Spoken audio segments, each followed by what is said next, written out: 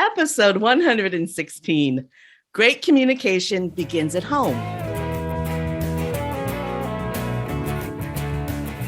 Welcome to Gratitude Geek, the relationship marketing podcast, helping micropreneurs find your micro-influencer magic. I'm your host, Candice Rodardi, and this week I'm joined by Diana Indries. Diana is passionate about helping couples improve their relationships by communicating better, having deeper conversations, but also still having lots of fun. This passion led to her current gig as co-owner, co-creator, and CEO of Better Topics card game for couples. I'm really excited to have this interview because it's going to be a lot of fun. We've already, in the pre-show, I've already discovered that we have a lot in common. But before I get into that, I have a moment of gratitude. So I am wigs off this week in honor of the unbreakable women of Ukraine whose heads were shaven out of humiliation and didn't work. These women are unbreakable, but I went wigs off this week so that I can stand in solidarity with them.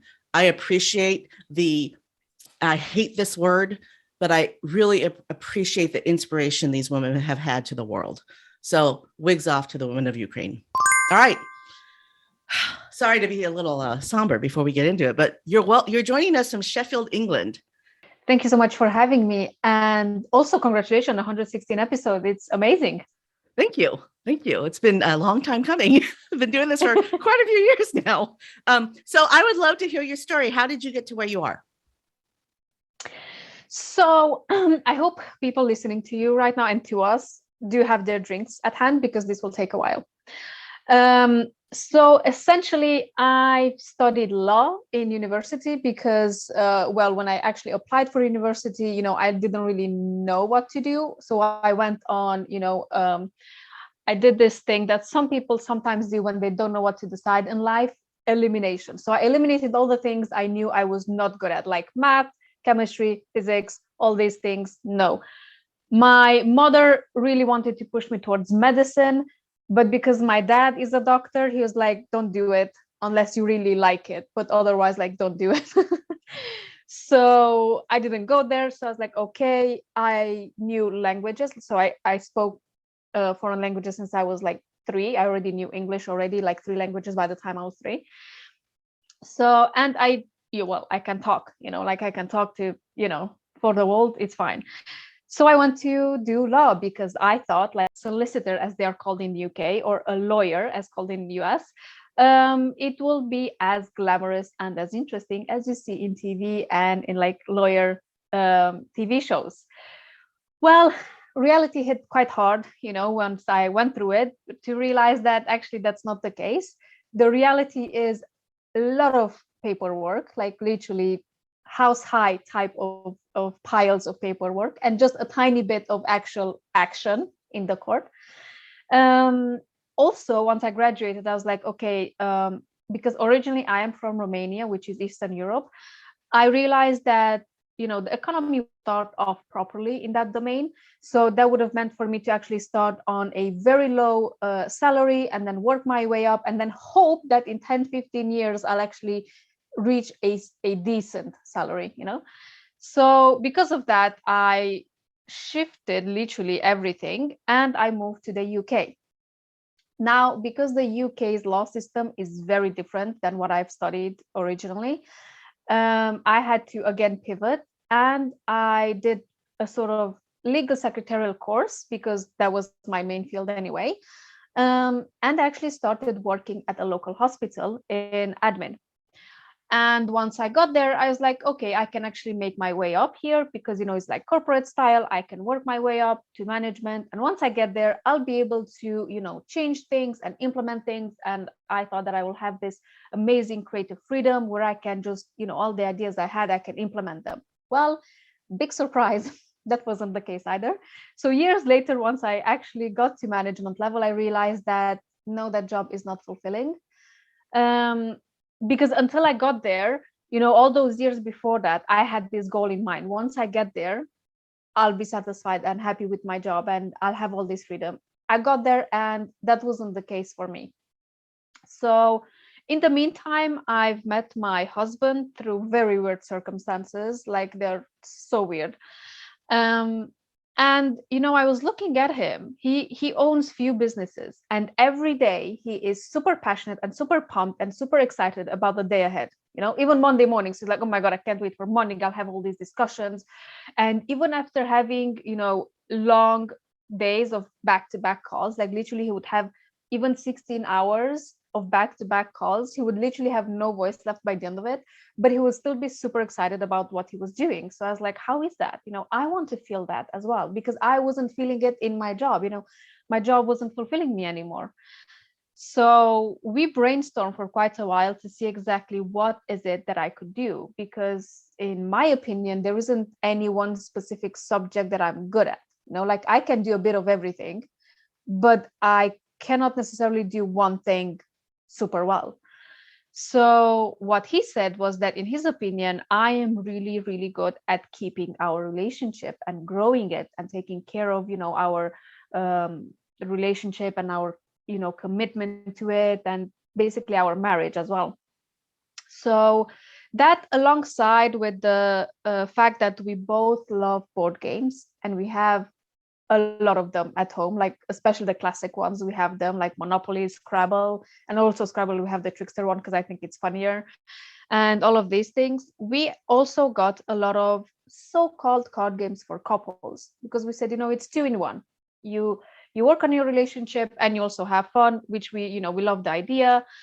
But we were super disappointed to find out that those so-called games weren't actually games. They were literally just one-off questions printed on a piece of paper. And I was like, why do we even need the cards then? I might as well just open an article on the internet and just read out the questions, and we would literally get the same result. These were not games. And then we actually came up with the idea, what if we actually create our own? How would that even look? And that would actually give me the opportunity as well to work in this field of relationships and helping couples, which I actually do enjoy, because I did invest years in studying it and getting better at it, because I had failed relationships myself. And after few failed relationships, once I analyzed them properly, I realized that the common denominator was me. So I had to change myself. I had to improve myself. I had to study and get better at it, and even literally learn what a good partner makes. So because I had all that knowledge, now I actually, by creating the Better Topics game, I actually have a platform where I can share all that knowledge with couples that I know many of them actually do need help, although they might not want to admit it in front of everyone, but I'm sure they are looking online, for all these tools that they can use to improve their relationships, because I know I did. I love that you identified that you were the problem, because that really is the first step in overcoming anything. It's really important to identify that the things that you do are directly, the exterior is a direct result of the interior. Yes. But there are some things that you can't control. Just exactly. Grace. I didn't want. Oh, that came out really bad. Yeah, I'm a flawed person. I'm identifying now that I'm a flawed person. All right, I want to talk. I want to talk about this game because my husband and I are board game players. We play a lot of games with our daughter. We like games that have cards. Our favorite game is, now I can't remember what it's called, but it's kind of like Uno for adults. Holy crap, what's it called? We play it almost every week. But it's a card game, and it's like Uno for adults, and it has these twists where you start with a basic pick one up, put one down, and then the game evolves as time goes on, and we have a lot of fun with it. And it's easy to play because you just have to read the card and go on to the next action. So tell me about your game. What is your game like?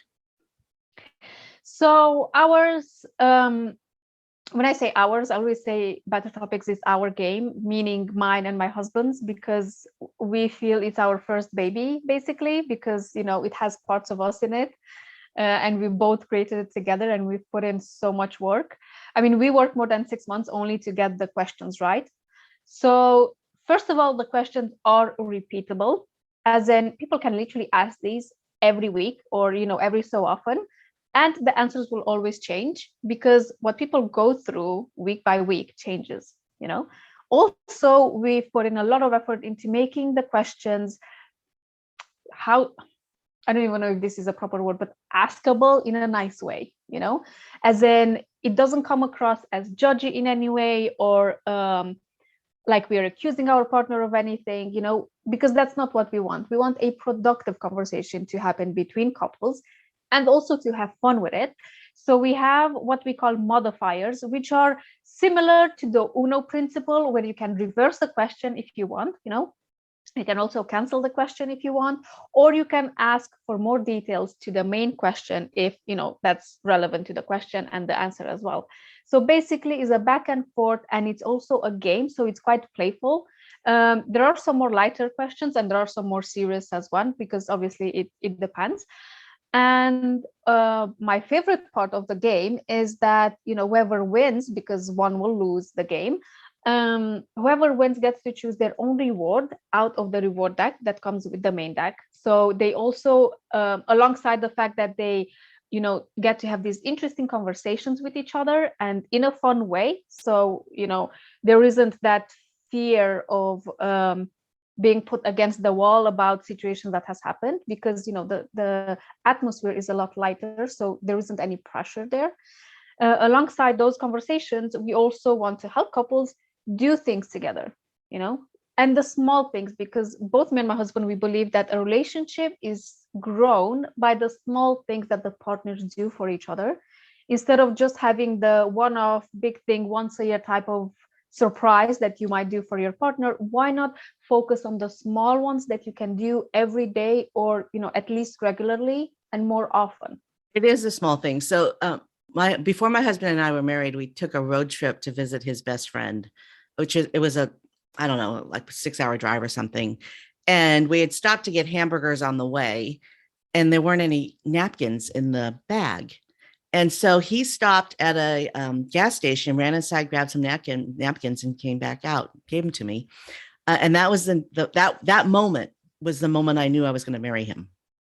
It was that little tiny thing, we were already engaged, but at that moment I knew he was the right person for me. That little, yes. I mean, because it seemed like such an insignificant thing, napkins, right? But he stopped the car to get napkins, and he didn't do it. He didn't even tell me what he was doing, right? He just pulled into the gas station, said, "I'll be right back," got the napkins, came back. I didn't even know that he was stopping the car for the napkins. So, yeah, it's those little tiny things. So I would love to hear what gesture. Yeah. It's the gesture more than the napkins themselves. Exactly. So I'm curious about these rewards, the winners, rewards. What's your favorite from the deck? Whatever I want, whenever I want. Oh, I love that's like the Joker of it. I love it. So that's actually one of the rewards. Whatever I want, whenever I want. Oh, I love it. Yes. Oh, I like that.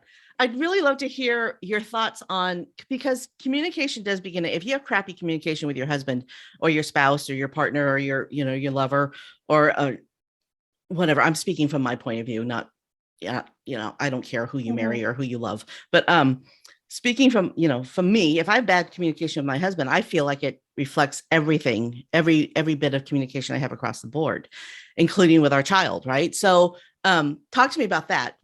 Talk to me about the importance of communication, especially when you're someone who forward faces with business clients like your husband. He's on the phone for 16 hours a day. So talk to me about why communication with your spouse or your partner is important for communication with the outside world. I mean, the reasons are many. First of all, from my point of view, is that if I know I'm okay with my husband and our relationship is okay and we are in a good place, both of us, and we're still nice to each other, love each other, and we didn't go through an argument or are going through an argument, I am a lot more relaxed. I can sit down here with you, talk with you about better topics than anything else under the sun for hours, and I'm relaxed and I have all my ideas here and all is good.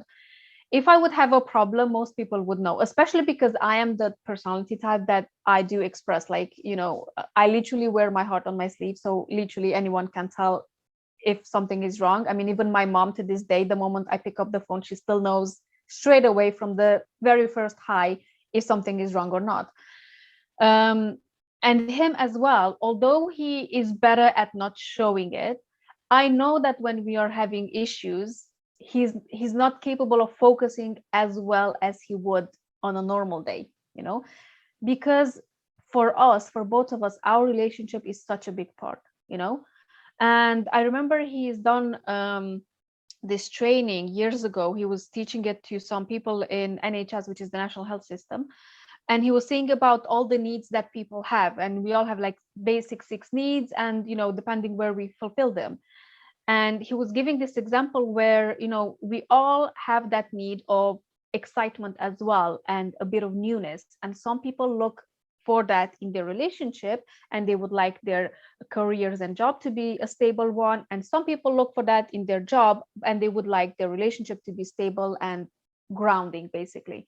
And he also, and I am as well, I didn't realize till then, but I am as well the type of person who I would rather have at home quiet and peaceness and love and all of the good feelings, and then I know I can face anything out there, like whatever happens. If God forbid even the business falls down to the ground and I cannot pick it up anymore, at least I have my husband, I have his support, we have our relationship. And I think even in business, although many people don't really want to admit this, and they don't want to give it as much power as it has, so many are influenced by their private life. Hence why sometimes, people, once they get successful, they actually divorce because they don't feel that support maybe anymore that they used to feel in the beginning. Obviously the reasons can differ from situation to situation, but if you know that at home you have support from your partner, especially like he's your teammate, if your teammate literally supports you, you feel that you can take on anything, and whatever happens with the business or at work, it doesn't seem as bad anymore. In hindsight, it's like, yes, that doesn't even matter anymore. I can change the job, I can change the business, but I have my partner. As more social media is developed, you can't separate your business from your personal life anymore. People, I mean, if you apply for a job, they're going to immediately do a search on you to find out if you've ever done anything that would get them in trouble, right? The business, Yes. you get the business in trouble. Yeah. Wow. Oh, so, okay. Social media. You're actually one of the first people I've ever interviewed, and I've done 116 episodes, that actually has a TikTok presence. So talk to me about TikTok. Why did you choose TikTok, and what kind of videos do you do, and what do you find is engaging? And as a business person, what are the benefits of TikTok? You can answer that however you want. So first of all, I would just want to say that my TikTok is still growing. So I haven't, to be honest, put in too much effort in it, because I'm the only one in my business, and I am doing all the social media and the PR for it, and a lot of things behind, the scenes as well. So I didn't have physical time to invest in it as much as I would want to, although it grew kind of nicely, considering how much effort I did not put in it. But one of the reasons is because so many people are there, on TikTok. And I know I am there. And especially when I go on TikTok and just to get some inspiration for my next videos, I literally get, swallowed by this very, very deep hole where, 3 hours later, I'm still scrolling through TikTok because I see so many funny videos, and then I send them to my husband, and then we laugh about it at night. And it's just like this never ending thing. And I realized that so many things that I've seen on TikTok, either I've implemented, meaning, either like a quick salad or some recipes that I've seen there because I thought, they look good, they seem like a good idea. And even things that I've bought from TikTok myself, like if I see, especially like Amazon finds or whatever that seem interesting, I'll go online and I'll buy them. Like if I like them, I'm like, okay, let's see how much is it. If it's like quite affordable price, I'll get it myself. So this was actually one of the reasons why I started TikTok, because obviously I wanted to spread the word about better topics as much as I could. That being said, again, I haven't invested as much time as I needed to. And what the most recent posts actually performed the best, where I was actually showing them snippets and highlights from video interviews that I've done for my YouTube channel. So on our YouTube channel, I sometimes invite therapists and couple therapists, and ask them about things about relationships, because myself, I'm not a therapist. My background is in law and then administration. So obviously I do have, my knowledge, everything that I've learned and my experience. but also I want people to hear things from the actual professionals as well. What do the professionals say about certain things? So I've seen that, they were really interested in finding out more, and that actually drove some traffic to our YouTube channel as well, which again, it was a good thing. But I think the very best performing video was a quick collage type that I've done for Valentine's, where, and this is true story, we went to the gym. It was literally on Monday, the 14th of February this year. We went to the gym with my husband, and I was on a treadmill on one side, he was in a different side, and he just texted me, how long do you still have to to go for your training? I'm like, another 40 minutes. He's like, okay. And I'm just like walking, and I'm facing this massive window outside, and I'm just like listening to some podcast or whatever. And before I know it, I just see him appearing in front of me outside with like a massive bouquet of flowers. And I'm like, okay. So obviously that was nice. And then he came into the gym, and obviously everyone in the gym was like, oh, that's so nice. And everyone started like, taking pictures and everything. So I actually took, because I took some pictures as well. So when I saw him outside, I'm like, wait, I need to take a picture of this. So I actually took a picture of him. And I did like a short collage of that for TikTok. And that actually performed the very best. I mean, everyone loved it. So do you think that you trained your husband to bring you flowers through the game? Actually, I would love to say that yes, but no, you can, because there are some flowers as well in the rewards. But my husband actually brought me flowers from the very beginning, and he's still bringing me flowers even to this day without even having any specific reason. And this is one of the things that I actually really appreciate about him. So as I've done my work in, getting smarter about relationships and how to be a good person and all of that, he actually did the same on his side, even before we've met, because of the same reason. Basically, he was in a relationship that wasn't working out. So he, started reading about it, learning techniques and, stuff that he can actually implement in his relationship to make it work. Because we both have this belief that a relationship, if it's not working, first you should try to fix it instead of just throwing it out. Like the saying goes, if a light bulb burns in a house, you're not gonna sell the house. You're just gonna change the light bulb and then fix it basically and move on. So eventually, they still broke up because things happened. But when we entered our relationship, first of all, we both had a lot of knowledge about what a relationship is, what we want from the relationship, and we both had specific lists exactly of what we want, and the commitment to make the relationship work. And because of this, from the very, very beginning, literally the first week we started dating, we had a set weekly date night during the week, an afternoon, just for the two of us, and we still have it to this day. We've been married for 4 years now, and we still have it to this day. And even our parents know, and everyone knows not to call us during that time, because we're not going to pick up unless it's a real emergency, And Wait, because can I just clarify? Yeah. Because I heard 40. You haven't been married for 40 years, right? No, 4 years. Four. Yes. I was no, like, not 40. no, you are the best looking 60-something-year-old I've ever seen. Yeah, no. I wish, but no. No, 4 years. 4. Yeah. Okay, sorry I interrupted you. I heard I heard that number and I went, no, that can't be right.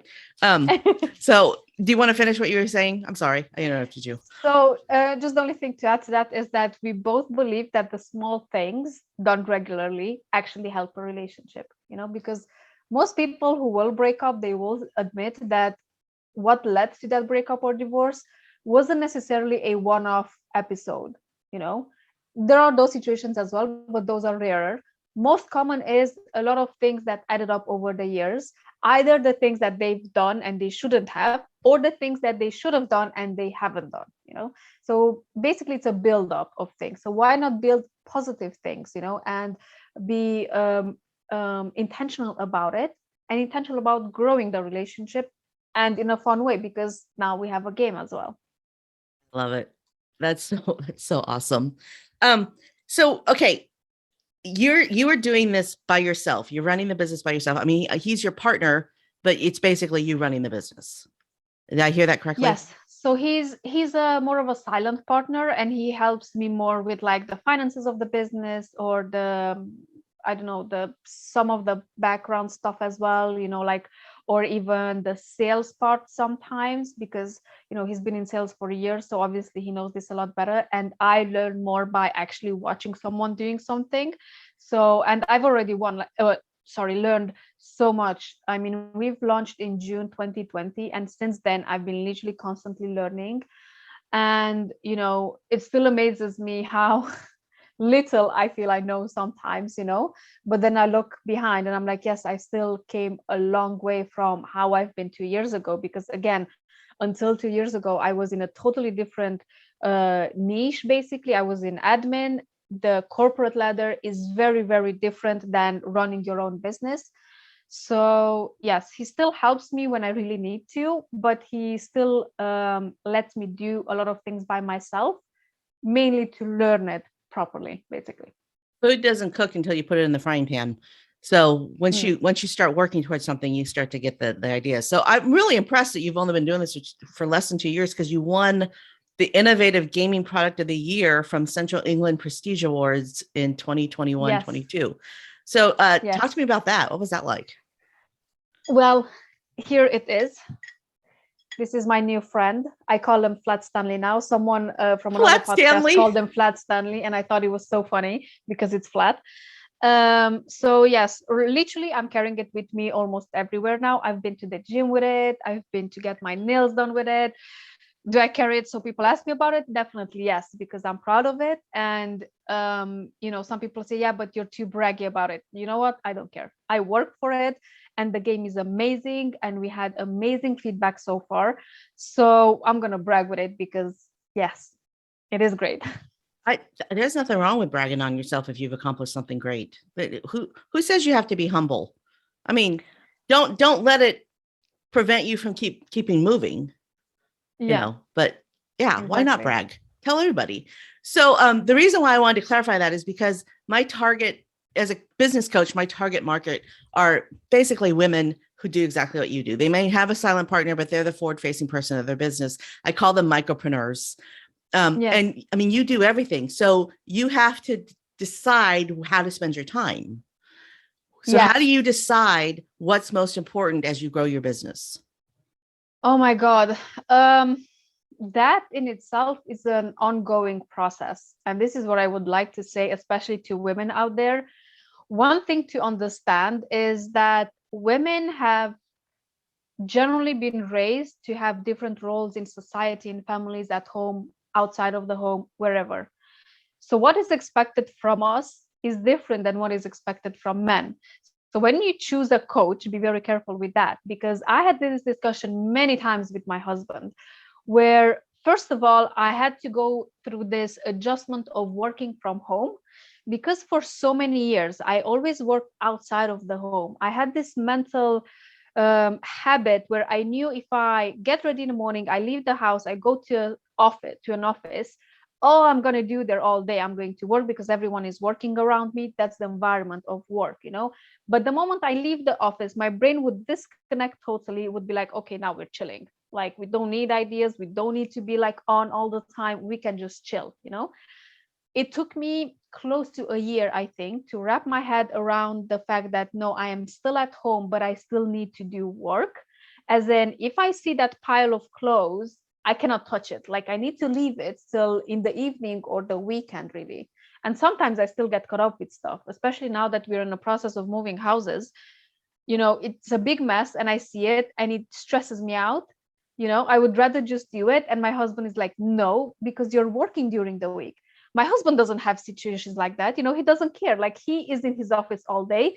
If the house is literally upside down, the full house, and there is no food in the house and there isn't anything done, he's fine. Like, he doesn't care. He's going to work, you know? But I don't have that mentality because I was used to taking care of the house, and I was taking pride, in how tidy and clean my house used to be, and the food I used to cook and everything. So it is still an ongoing process. I haven't learned that fully to disconnect totally. But what I do is, and what I found it really helps, is actually having lists and keeping to those lists. And also because I get distracted quite easily about a lot of things, if obviously, if you do like the monthly targets and then you break them down into quarterly and then monthly and then weekly and then all of that, obviously other things might creep up as well, and other things might at some point take priority than others. But if you have at least like a guideline of where you want to get and what you need to do, that keeps me on track, because again, I get distracted super easily, especially with social media, especially with having to be on social media. um and yeah, that's the only thing that keeps, again, I'm not saying this works all the time, but it works more times than not, if that makes sense. I am the complete opposite of you. I've been working at home for 24 years now. I was pregnant when we launched our business.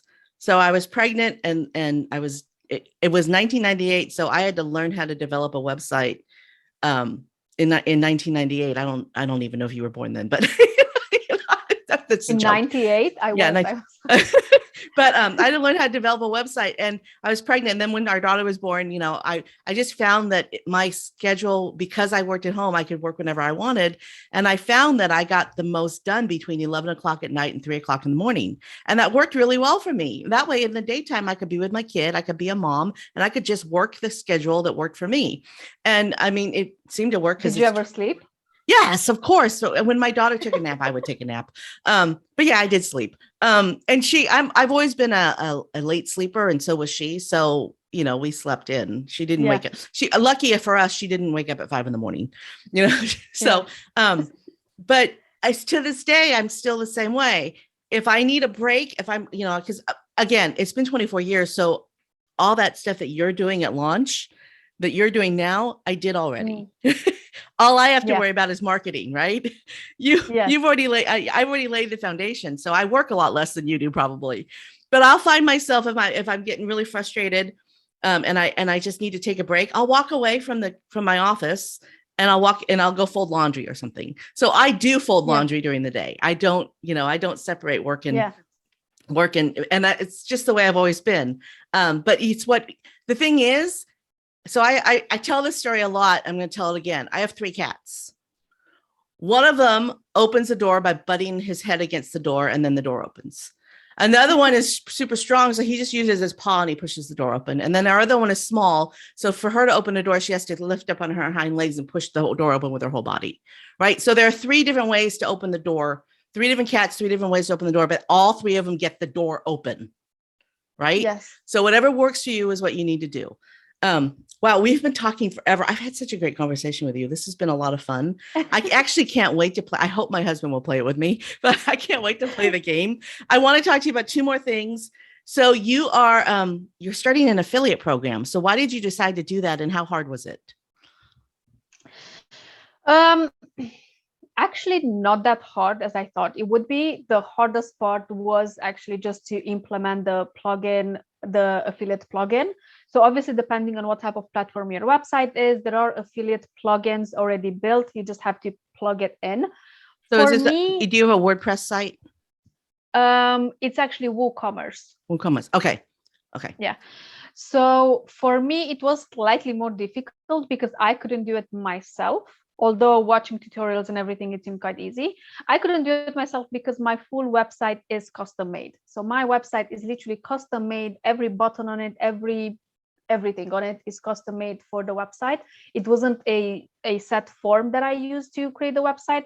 So it needed a bit of development work to go in it, but they've done it. And I just have to go through, just to tweak things here and there and some settings. And then we are ready to go. One of the main reasons why I actually chose this is because essentially Better Topics is a low ticket item. And we have the game, the physical card game that also has extensions. And we also have 3 levels of memberships on our Better Topics app.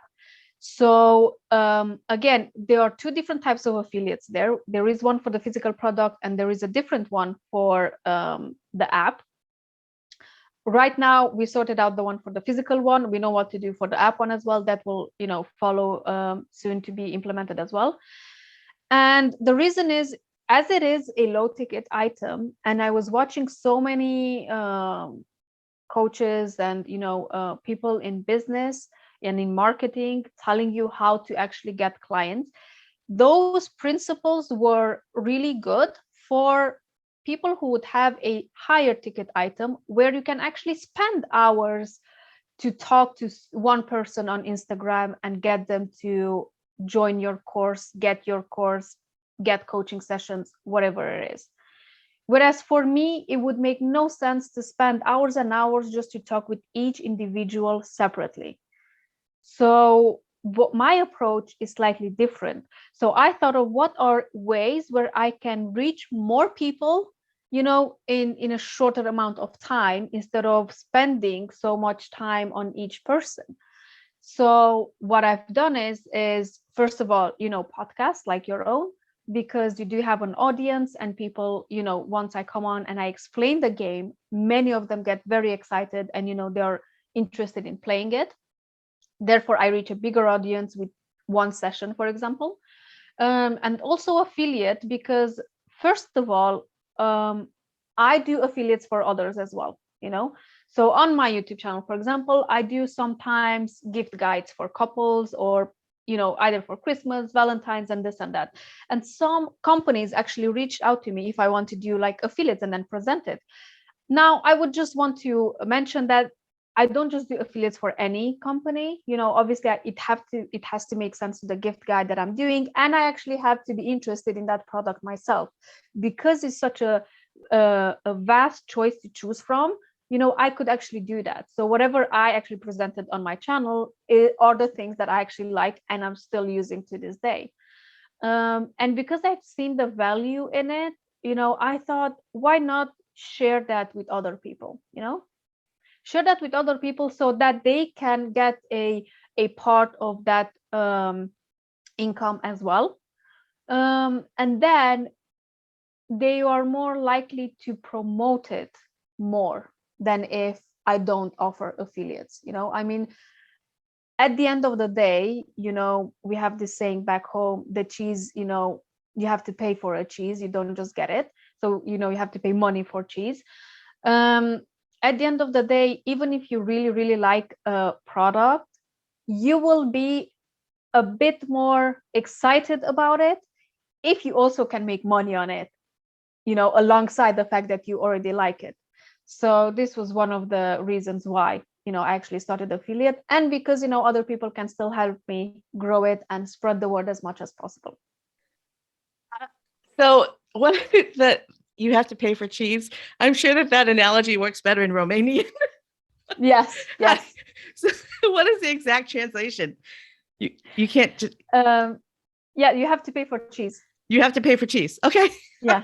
You know what? I might have to start saying that. You have to pay for cheese. Yes, meaning, everyone needs the money, because even food, you have to buy it with money. So yeah, that's why we have this saying. I love it. So I wish we had time to talk about this, because I'm a huge fan of affiliate marketing. I've been doing it since I launched my web hosting and design business in 2000, which I sold in 2008. So I've been affiliate marketing for 22 years. Wow. I know. You are in affiliate marketing before it was called affiliate marketing. Even. No, it was called affiliate marketing back then. But I've always been a huge fan of it. I think it's a great idea. And it is true that the more you do those guides, because I think you doing those guides for, gift guides for couples is brilliant marketing for your business. But the more you do that, the more exposure you get and the more people reach out to you. I mean, I just got comped some product to do a little spiel on. It's just product. It wasn't money. But, people reach out to me all the time. I got paid $75 once for putting a link in a blog post, because if you're out there and you do it, my YouTube channel has hundreds of videos. So people see that, those companies see that I have an audience and that I'm putting out content. So you are doing smart things by having the YouTube channel. It wouldn't be very hard to turn those YouTube conversations into a podcast. I'm just saying. It's not that hard. Okay. I actually thought about it. I literally just need the time. I did say I'm going to put it off for maybe another few months, because as I said, we are in the process of moving. But once I settle in and everything, because I do have the microphone and everything. And also I really love how voices sound through a proper microphone. I don't know. I have a thing with voices. So I was like, I should definitely do that soon. Yeah. If you're going to do the podcast circuit, I would recommend getting getting a good mic. This is actually a really inexpensive one. It's like $89. It's a Samsung Q2U. I'm a huge fan of this mic because it's cost effective and it's got the boom arm, and I think the sound is great. So, and it also filters out background noise. So my typewriter is my keyboard is right underneath the mic. And when I'm typing, you cannot hear it. You can't hear it. Doesn't get picked up by the sound. And this is complete. I'll probably edit this part out, but I bought this bar of soap because I watched a video on YouTube. So it does work. Video works, right? Video is exactly. if you're not I got doing the video. craziest stuff online. Honestly, I got. Oh, I don't know if you've seen that golden hour light. I've got that, but in purple. I've got this ring thing. I don't know where I put it. I put it somewhere. It's like a black ringy thing, which is basically a remote for your phone. So whenever I watch TikTok when I'm on a treadmill at the gym, because I have to keep my mind occupied, I actually just push that instead of having to always scroll on it. It's amazing. I know, blew my mind. Oh my God, I might need one of those. Yeah, the Bluetooth ring that lets you scroll your phone. Yeah, I think it's here. Let me just check. Actually, my mind is blown. I need to know what this is called. What is this called? And I don't know what the light is either. What did you call that light? My light. Yeah, the light, the purple light that you have. What's it called? Oh yes, golden hour lamp, something like that. It's very inexpensive. Do you know the name of the ring? Oh, it's here. Yeah. No, I don't know the name of the ring. I have to find it. I'll Google it. This is the ring. And you just wear it, and does it do anything else? And it has like plus here and minus, and then here it has like a menu button, and then here it has the thing how you actually, and you just like put it on your finger if you want, like this, and then you just like click it, as you walk, or I just hold it like this and then I just click it. That is awesome. That's so okay. So the link to that ring, the ring information, the link to the ring, and all that will be in the show notes. If you're watching the video replay, it's below. Okay. And guess what? I'm going to find it on Amazon, and I'm going to get an affiliate link for it. Oh my God. Yeah, I actually don't have an affiliate link for this. I just bought it because I've seen it online and I was like, my God, that's such a great idea. I need that. I love it. But yeah. I love it. All right. Before we wrap up, is there any question that you want to answer that I forgot to ask? Where they can get the Better Topics game? Where can people get the Better Topics game? So for those who want the physical card game, they can go to bettertopics.com and they can get it there. They can also find links for the Better Topics app as well, and all the details about the memberships. And again, I would just want to mention that the memberships are super cost effective, as in we kept them at the lowest price possible. Like we literally physically couldn't go lower than this. So the silver starts at about $1.50 a month, and the platinum goes up to about $6.50 a month. So that's basically up to a coffee a month, where you can get all the week. Oh yes, this is what I wanted to mention, is that the app also has weekly secret challenges. So once people get on any of the memberships, they get to have weekly secret challenges where they get 3, and then they get to choose one of them, which one they want to do. They have to do it, and then they have to take a picture of it, because the app will ask their partner if they've done it or not. And obviously if they have, then they get points. If they haven't, then no points. And the great thing is that with those points, they can actually get real life things, as in extensions to the game right now. And in the future, once we reach a certain number of players, we can actually open up the marketplace where players will be able to get more real life things for those points. So the more they play, the more they grow their relationship, and the more real life rewards they will get. So there will be things like books on relationships, even sessions with therapists, like free sessions that you can get with the in-app points. Even discounts to holidays, for couples, like a lot of real life things that people will be able to get the more they play the app, basically. That's amazing. And did you say your highest premium price was $1.60 a month? No, the highest is $6.50. Oh, $6. Okay, sorry, $6.50. That is the price of a Starbucks coffee. So yeah. Yeah. And that's American, right? That's not, well, that you would say pounds if it was British. Yes. Okay, yes. So I lied. I do have one more question. Do you recommend the game for people who have just hooked up with each other and are just starting their relationship, or is this more for people who've Yes. been in a relationship for a while? It's actually both. It really depends, obviously, maybe not the type of game to use literally at the first date, not to scare off the other person. But if you're a few dates in, I would definitely recommend it because, first of all, we do have the new couples extensions as well, which are repeatable questions that new couples should start asking from the very beginning. And also, it sets the tone for the future conversations in the relationship. Because if from the very beginning you start having these type of discussions the same way me and my husband, we started having date nights from the very beginning.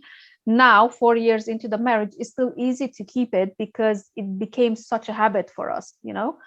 And again, we still have those type of discussions as well, which again, they became sort of habit for us as well, whereas now we talk those type of things even when we are in the car, traveling, going somewhere. We're still going to talk about the important things in our relationship because we got used to opening up.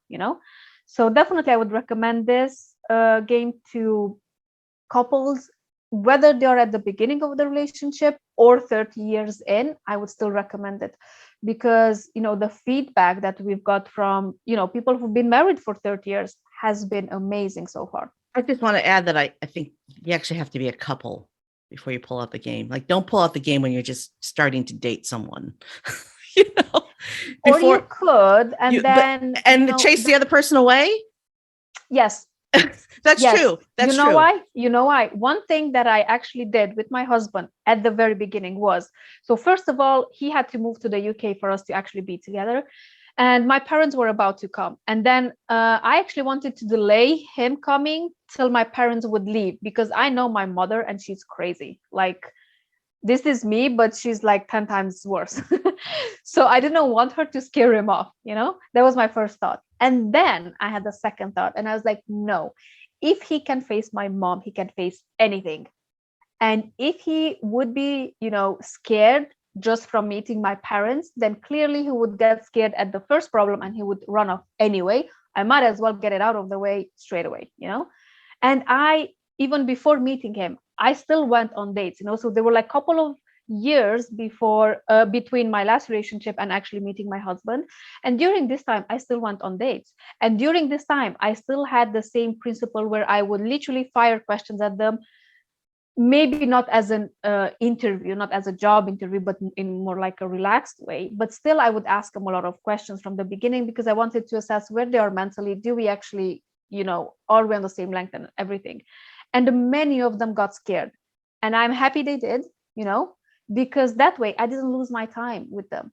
So if someone actually gets scared of you starting to ask serious questions when you're dating, then clearly that person is not necessarily committed to the relationship, or maybe not the right person for you, because if from the very beginning they get scared and they get cold feet, what's going to happen later on? Like, how can you trust that that person will be there when the troubles come? You're right. And when I think about it, I did do things at the beginning of my relationship with my husband to scare him away, and he wouldn't leave. Exactly. So, and he wasn't a stalker. I just did things that, that I thought, okay, if I do this and he stays, then, so yeah. I did crazy shit like that too. Okay, cool. So now's the time for you to share your moment of gratitude. For whom or what are you most grateful? Well, I'm grateful for many, many things, but something I'm grateful for every day is for myself, not settling for a mediocre relationship. Because of that reason, because I haven't settled for that actually led me to meeting my husband, which I think is the best partner, in my opinion. He literally is everything that I wanted and more.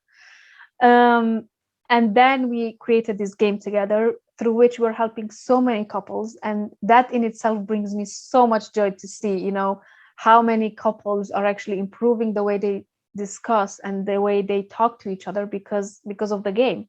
So I'm grateful to myself. I haven't settled because I do believe everyone can have a great relationship as long as they're willing to put in the work. Thanks for joining us this week for Gratitude Geek, the relationship marketing podcast, helping micropreneurs find your micro influencer magic. Be sure to check the show notes at gratitudegeek.com, episode 116, for links to all the groovy resources mentioned today. And while you're there, why not subscribe to the show on Audible, iTunes, Stitcher, or any of your favorite podcast players? There's a simple link that will help you do that. And our theme music is by Rev Brock and So Lily. It's called Track 14, and I don't think you can find it anywhere. I've tried. The only place you can listen to that is here. I've been your host, Candace Ridardi. Join me on my mission to spread gratitude, sow seeds of kindness, and harvest a bounty of appreciation and gratitude. Stay groovy, my friends. Stay groovy.